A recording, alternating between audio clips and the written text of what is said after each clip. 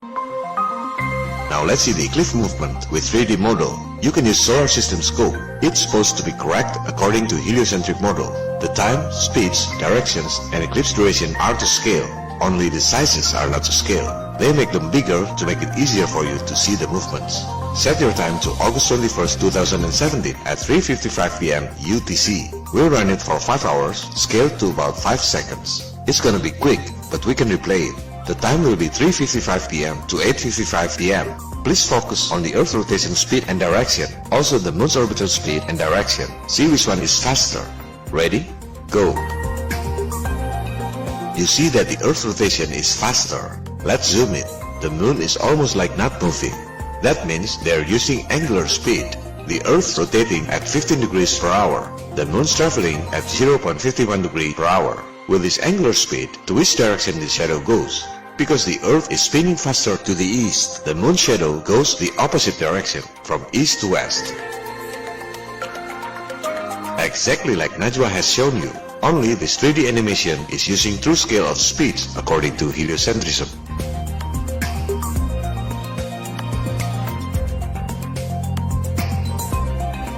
But don't trust CGI cartoons. Let's make a real-life model now. This time, I collaborate with Pupum. He is a technical engineer and a very diligent researcher. He made our previous AutoCAD scale model into real-life model. This is the Earth and the Moon's model to scale. This is the Moon's traveling distance in 5 hours. And this is the Earth's rotation in 5 hours too. This is the Earth-Moon distance. You remember those angular lines. The Moon travels 18,415 kilometers, but is only 2.55 degrees from the Earth's axis. That's the true sizes, distances, and speeds according to heliocentric model. Assisted by Dama as cameraman, we put 3 cameras on the model. First one is above the Earth to see the Earth's rotation angles. Second camera is above the Moon to see the Moon's traveling distance and angles. Third one is behind the Moon to see where the shadow falls in 5 hours time scale. Remember, we're not looking for the eclipse shadow size. The source of light with its scale should be 475 meters or almost half kilometers away, and the lamp diameter should be 4.36 meters. It's irrelevant for this purpose because we're just looking at the shadow's direction, not the shadow size. We start from the 0 point where the eclipse starts. You see the Earth is at 0 degree position and the Moon is also at 0 degree position. The shadow is slightly to the west of the Earth because the eclipse started at 15:55 UTC or 10:55 local time in the morning. If you stand on that shadow point on Earth, you would see the Moon is slightly to the east where the Moon rises as appears on Earth.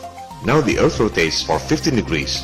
The Moon is moving 3,683 kilometers, but only 0.51 degree from the Earth's axis. See where the shadow falls. Oops, it's not angular speed, but linear speed. This is a disaster for the globe model. Yes, it means the shadow moves from west to east, but it means the Moon is setting to the east, and within 3 hours, the shadow will go outside the Earth. Second hour. Third hour. You see the shadow already falls outside the Earth. Fourth hour. It's more than the Earth diameter. This is the 5th hour. The shadow goes half Earth outside the Earth. How can heliocentrism predict eclipses if the maths don't even add up for one eclipse? No wonder NASA still use ancient Babylonian solar cycle.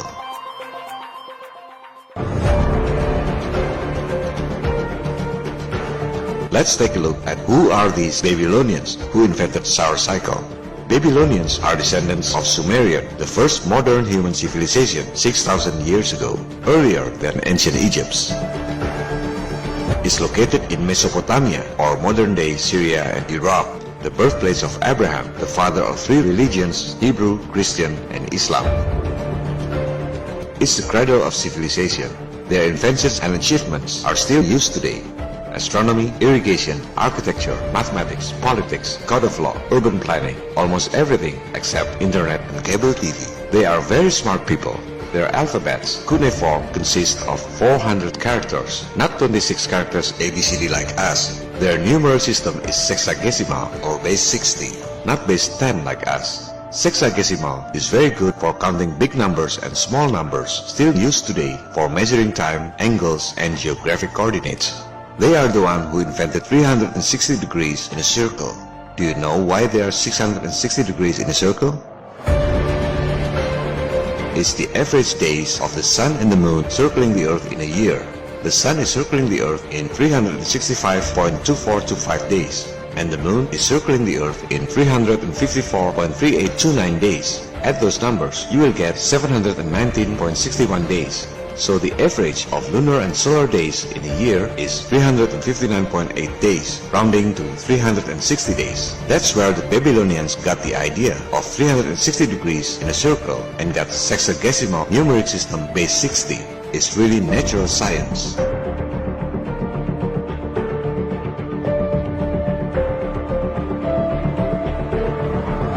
They are the one who invented lunar calendar, synodic month, the real astronomical event. The beginning and ending of each month is based on moon phases, hence the name month. That's natural science. On the other hand, modern day solar calendar system is based on nothing. If you want to make solar calendar based on natural phenomena, the new year should be either summer June 22nd, autumn September 23rd, winter December 22nd, or spring March 21st. But solar calendar starts with January the 1st, which means nothing, and ends with December 31st, which also means nothing. It's not really solar calendar, and every date of the month has nothing to do with the moon. You're using a wrong calendar system. Yet, Babylonians were aware of solar cycle too, so they invented the so-called lunisolar calendar. Its lunar calendar consists of 12 months, the closest lunar cycle with solar cycle in a year. They are the one who invented 7 days in a week. They observed the stars are moving in the same directions and the same speed, except there are 7 sky objects that move differently. They call it the 7 wandering stars. Later, by the ancient Greeks, is called planets. That's the origin of the word planet. Planet is not a ball that living creature can live on it like you always see in CGI cartoons published by NASA. Planet is a wandering star, a star which has its own path and speed circling the Earth. Those 7 wandering stars, or 7 planets of the Earth, are the Sun, the Moon, Mars, Mercury, Jupiter, Venus, and Saturn. Then Babylonians devoted 7 days every week to honor those 7 wandering stars. The first day to honor the Sun, hence the name Sunday. Second day to honor the Moon, Monday. Third day is for Mars, or in Nordic is called Tyr, Tuesday. Fourth day for Mercury, Mercredi in French. In German and Dutch is called Odin or Woden, Wednesday. Fifth day for Jupiter, Jueves in Spanish, is Nordic god Thor, Thursday. Sixth day to honor Venus, Viernes in Spanish, is Nordic god of Frigg, Friday. The seventh day to honor Saturn, Saturday. That's the influence of Babylonian culture. We still use it until now.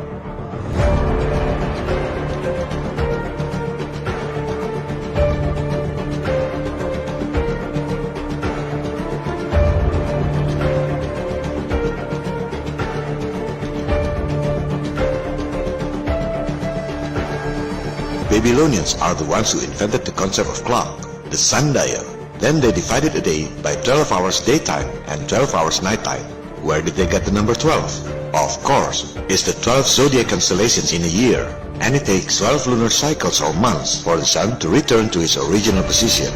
Like every other celestial body circling the Earth in a certain cycle, Babylonians observed that solar and lunar eclipses happen in a cycle of 18 years, 11 days and 8 hours. That's the only way to predict eclipses. Nothing to do with heliocentric speeds and distances. Babylonians were using lunar calendar. They knew that solar eclipses always happen in new moon, and lunar eclipses always happen in full moon. They knew well that during solar eclipses, the moon's position is at the nearest point to the sun. Yet, they never thought it's the moon that eclipsing the sun. This is very interesting. Since kids, we've been told and educated in schools that solar eclipses are caused by the moon, and moon eclipses are caused by the ball Earth's shadow. A theory without any single proof, but taught in schools like a fact. Babylonians, however, observed the sky much more often and more careful than us. They didn't have internet and cable TV or social media to chat. They had the luxury of time to live in harmony with nature. Why didn't they think it's the moon that eclipsing the sun? First, because they knew there are so many unseen celestial bodies in the sky.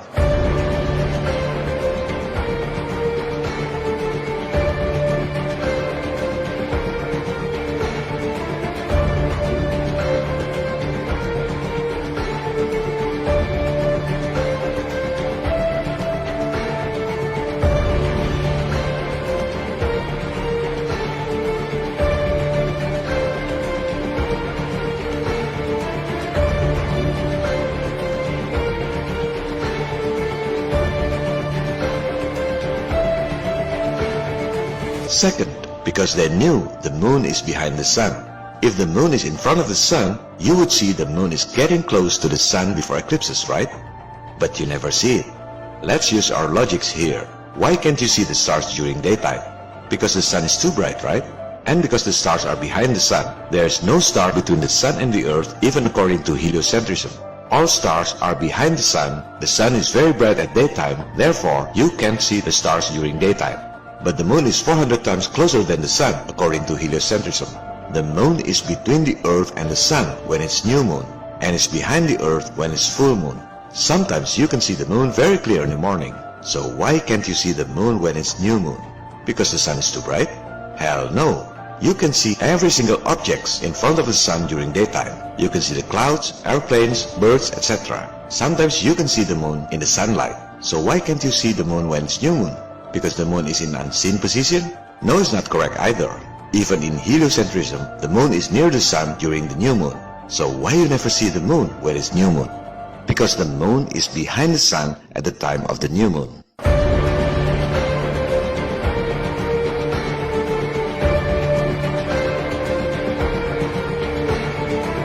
Third, Babylonians who invented solar cycle never thought the sun is eclipsed by the moon because they knew the moon's body can't eclipse the sun.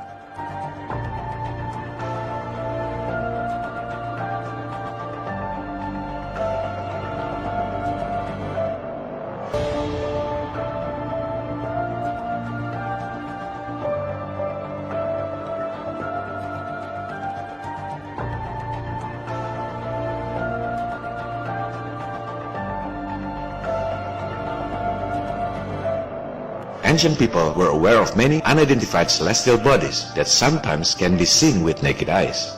Only a dark celestial body can eclipse the sun out of nowhere. Just like lunar eclipses are caused by other celestial bodies, so are solar eclipses. Babylonians called it the planet of crossing, planet X, dark sun if you will.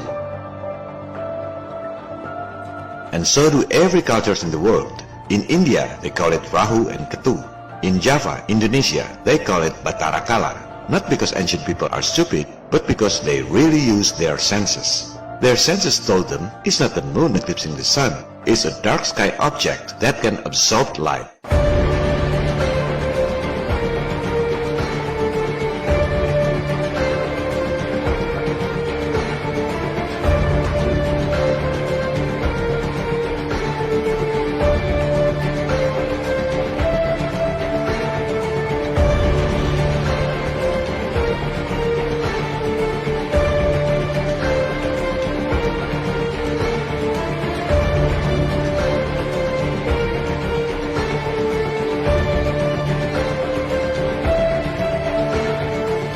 And it's not the Earth's shadow that eclipsed the moon either. It's a similar dark sky object. And you know what? They didn't just make theories. They calculated the cycle of these dark objects, so accurate we still use today, solar cycle. On the other hand, you don't use your own eyes and your own senses. You just follow what NASA told you.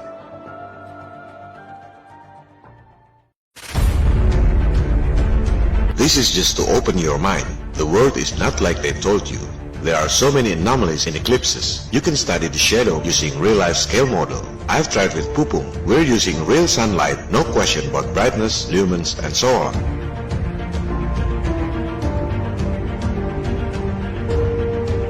But don't do it in open air, cause the bigger the light, the smaller the shadow. In total solar eclipses, the source of light should be the same with the object that eclipses it. Using scale model, for a 10 centimeters Earth, you have to use a 2.92 meters of pipe. This is very important to make the source of light to scale. The result is quite devastating. The shadow is about 16 times bigger than it should be.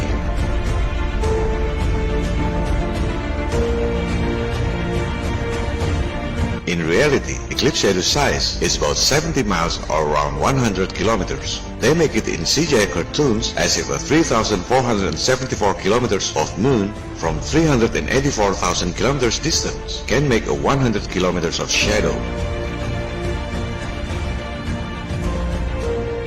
So they make CGI cartoons with shadow shaped like a pencil. It doesn't exist in reality. With real-life scale model, the shadow is actually 1,000 miles or 1,600 kilometers.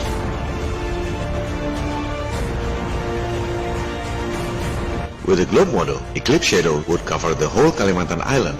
Unbelievable! With a globe model to scale, eclipse shadow would be so big that can cover Portugal, Spain, and France at once. This is a disaster for the globe model. All your life, you only see eclipses of fantasy. On the other hand, in the flat Earth model, the diameters of the Sun, the Moon, or whatever object eclipsing the Sun is about 32 miles or around 60 kilometers. If you don't like mathematics, you can use AutoCAD, a neutral software for professionals. You can verify by yourself from 5,000 km height. They will make shadow size exactly like reality. 105.7 kilometers like the real eclipse shadow in Idaho Falls.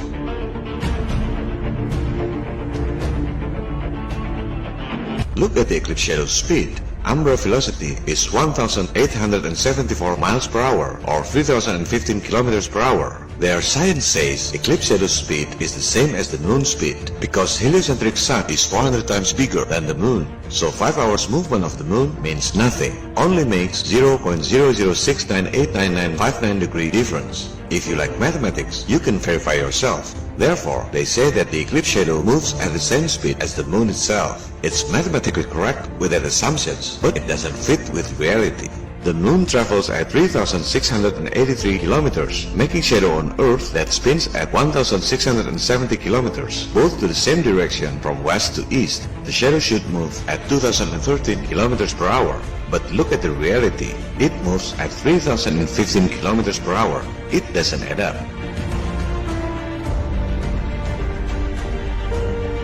You can also study the eclipse pattern. How can the Earth, the Sun, and the Moon creating such zigzag pattern? Look carefully. The path even goes slightly below Earth curvature. As NASA wrote in its official data, is a geocentric coordinate. What does it mean? Geocentric coordinate is geographic coordinate system in which the Earth is modeled as a sphere or spheroid in right-handed XYZ like 3D in AutoCAD. That means originally the coordinate is in flat map, then projected into the Earth globe model. In fact, all globe maps that you've seen in your entire life is a geocentric coordinate or a projection from a flat map to a globe map.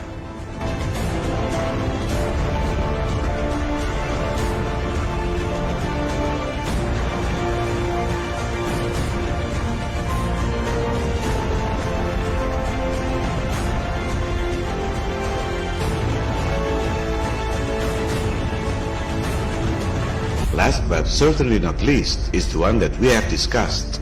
Most people don't notice that the eclipse duration was 5 hours and don't realize what it means. This is the reason why I make this episode in English, to share that this kind of eclipse is mathematically and geometrically impossible on the globe model. Please don't use 3D animation model. You can make Superman spinning the Earth backward with CGI. Please use real-life scale model. The shadow will go outside the globe after 3 hours. You can take it from here and bring it to another level. I heard some people say, why proving the globe model is wrong? Why not proving the flat Earth model is right? Well, we're not supposed to make theories. It's not even our task. Before you start asking questions about flat Earth, you have to understand what's wrong with the globe model first. Like wise men say, if it ain't broke, don't fix it. But the bigger question is, why is it important to you?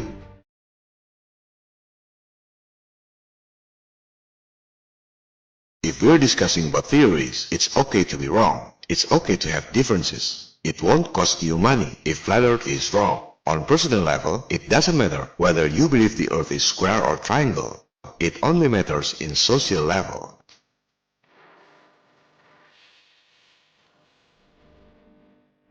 Because if heliocentric $68.7 trillion, do you know how much money in circulation in the whole world?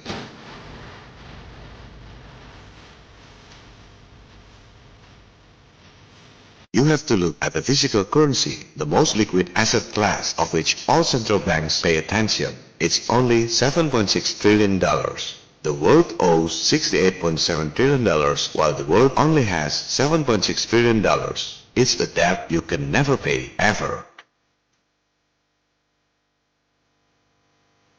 To whom the world owes that much? 99% people in the world owes to the 1% population, the global elites. If you still don't believe the global elites exist, you better listen to the Minister of Finance of Indonesia, a very smart and charming lady, former managing director of the World Bank Group. Kalau di dunia lebih timpang lagi, 1% orang kaya di dunia menguasai 90% aset dunia itu.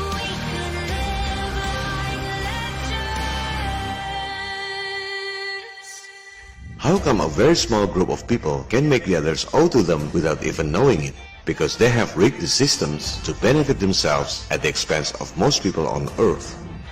The greatest trick the devil ever pulled was convincing the world he didn't exist.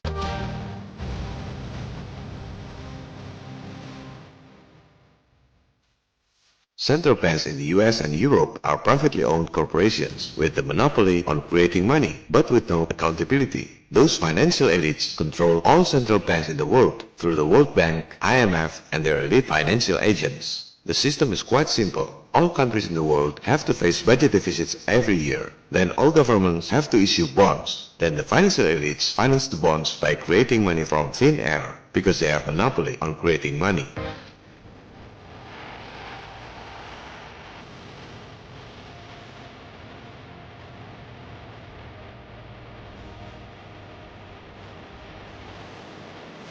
Then all governments collect taxes from the people to pay the interest. Next year, all governments face deficit again, and the never-ending cycle continues. The global elites have to create deficits in all national budgets. The biggest four deficit makers are wars, terrorism, financial crisis bailouts, and space program hoax, including satellite hoax.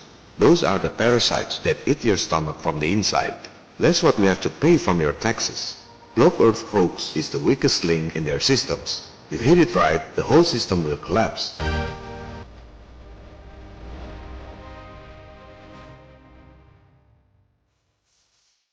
Meanwhile, Flat Earth Awakening gets the momentum all over the world. Indonesia is still the #1 Flat Earth topic in the world, according to Google Trends. People gather by themselves and made the Flat Earth 101 community.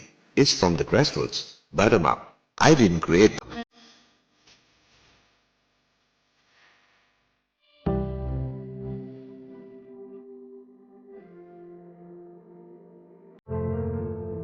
On September 23rd, when the sun has its culmination at the equator in Pontianak, Indonesia, Flat Earth 101 community in all 34 provinces made a national movement to measure the sun distance in different locations.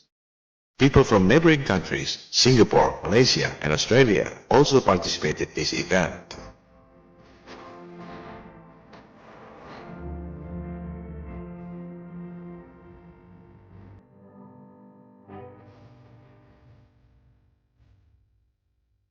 The result of this research has been presented in scientific journal format.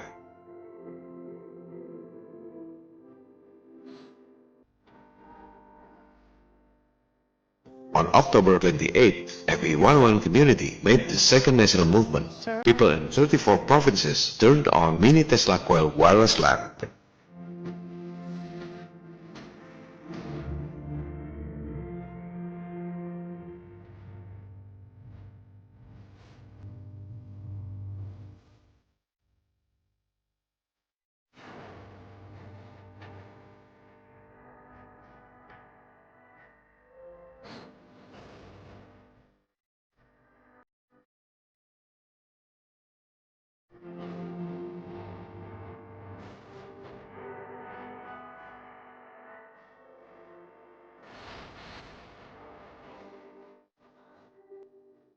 To all Flat Earth 101 community who participated in this awesome national movement, thank you very much for your contribution. God bless you all. May God be with all of us. It's not only about energy saving, but it's a symbol of hope. Nothing to kill or die for.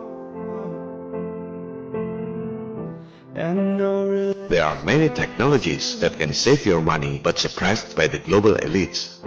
imagine. You're not supposed to live in a world with expensive electricity, expensive gasoline, expensive telecommunication using satellite scam. Misteri. You're not supposed to live in violent wars and terrorism designed by the elites to make your national budgets face deficits. You're not supposed to be industrial slaves, stressful life to pay your bills, and pay taxes to repay debts to super wealthy financial elites that have the monopoly on printing money from thin air without any gold backup. You deserve to live in a better world, live in harmony with nature, smiling faces everywhere, with inner happiness in your heart. That's what Flat Earth Awakening is all about.